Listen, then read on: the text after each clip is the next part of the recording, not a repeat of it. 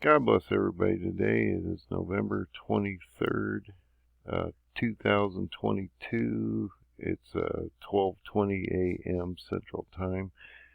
I just saw some articles out here about how Erdogan is going to start his ground offensive. He's going to start sending in tanks and troops in the next few days. We have a new moon coming up tomorrow, right before the Thanksgiving holiday weekend. And so I think there's a lot going on here. As you can see, Erdogan has started to ramp up his attacks. They're extreme at this point. I mean, he's basically bombing the whole northern border of Syria and Iraq. And if he starts to move these ground forces down through here, this is going to force the Kurds towards Iraq.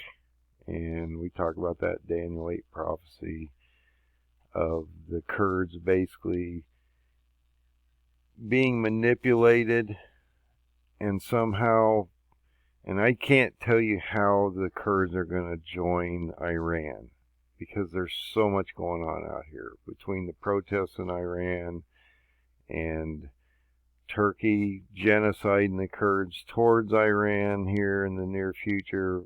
I just can tell you that Daniel 8 states that somehow the Kurds will align with Iran, and when that happens, Turkey destroys them. And so I don't know exactly how that's going to take place.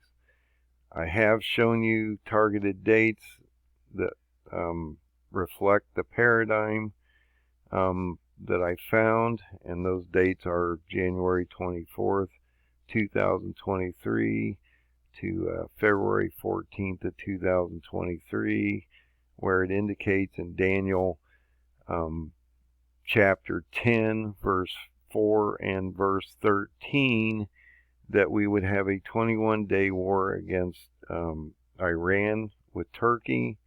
Once Kurds align with Iran, we would see this happen.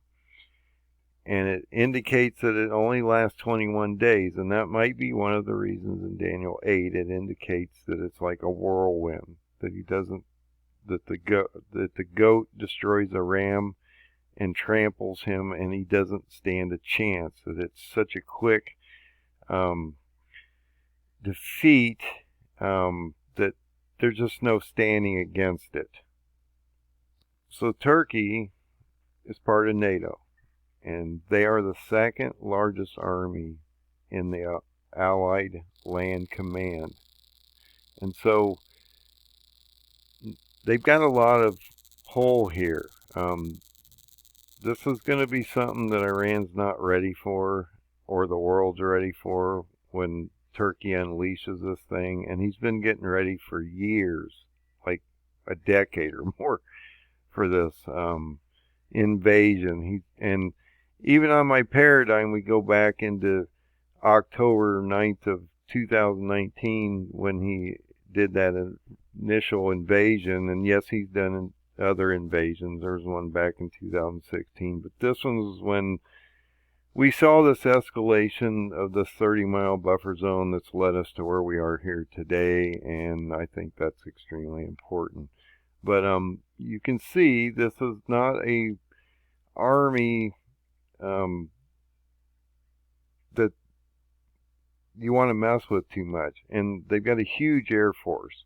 And so one thing that I'm concerned about, and I think it's extremely important that we look at this prophecy in today's aspect, is this.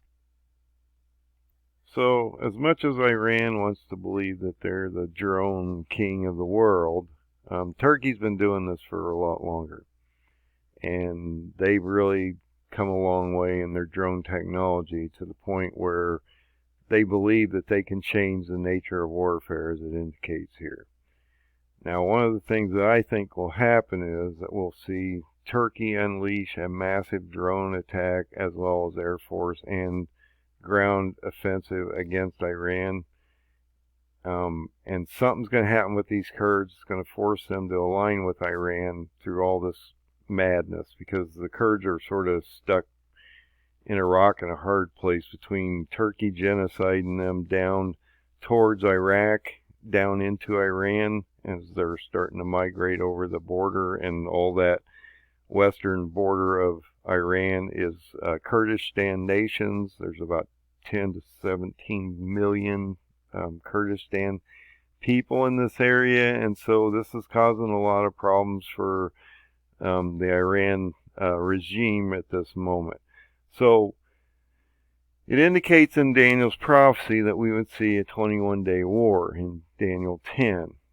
That we would see in Daniel 8, it indicates that this goat would crush the ram, and it would happen quickly, like a whirlwind. And so my question is, with Turkey being the second largest army in NATO, and they have the ability for this massive drone army to attack Iran, as once we see this alignment happen between the Kurds and Turkey, and I can't tell you how that's going to happen. I just know that the Kurds don't have anywhere to go.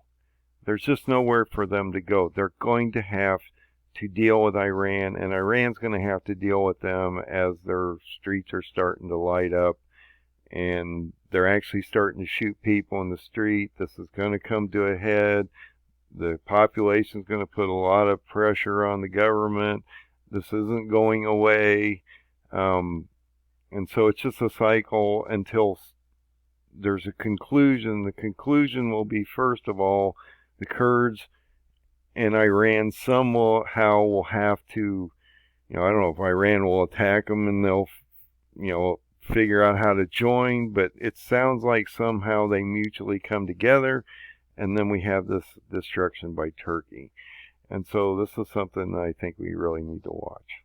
So if we come back to this map and we watch this Turkish invasion that's going to happen, he's basically indicated he's going to bring tanks and soldiers into the area.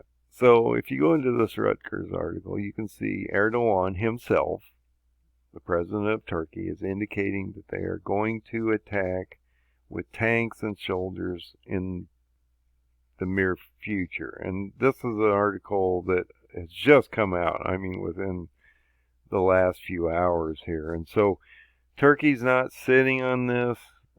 They are going to go against the Kurds, but that's going to break down into an attack against Iran, and it clearly states, as the Bible indicates in Daniel 8, that this is going to end up badly for Iran, and it's going to be a quick decimation of probably Iran and the Kurds if they align, because Turkey has been trying to genocide these people for